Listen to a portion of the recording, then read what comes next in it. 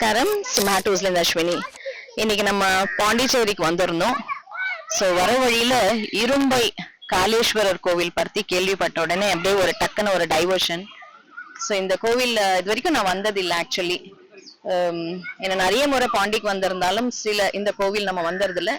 2 நாளாவே நம்ம மகா காலரும் கால பைரவரும் மாத்தி மாத்தி எனக்கு ரொம்ப ஞாபகம் வந்திருக்கு. உஜ்ஜைன் போலாமா இல்ல காஷிக்கு போகலாமா, ஏன்னா சிவராத்திரி வருது இல்லையா.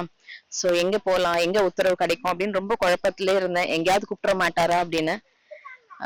சோ இங்க டக்குன்னு மகாகாலேஸ்வர் சொன்ன உடனே நம்ம சரி இவர்கிட்ட கேட்டுட்டு பெர்மிஷன் கேட்டு எங்கேயாவது ஒரு இடத்துல கூப்பிட்டுறேன்ப்பா அப்படின்னு ஒரு ரெக்வெஸ்ட் ஒண்ணு போட்டுட்டு வந்திருக்கேன்.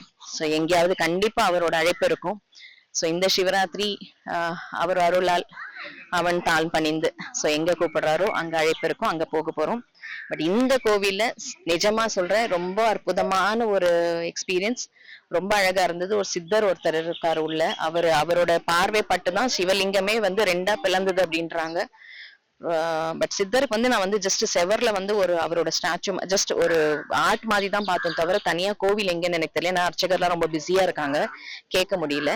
பட் ரொம்ப க்ரௌடு, ரொம்ப ஃபேமிலிஸ், ஃப்ரெண்ட்ஸ், அந்த பசங்க, காலேஜ் பிள்ளைங்க எல்லாரும் நிறைய பேர் இன்னைக்கு வந்திருக்காங்க.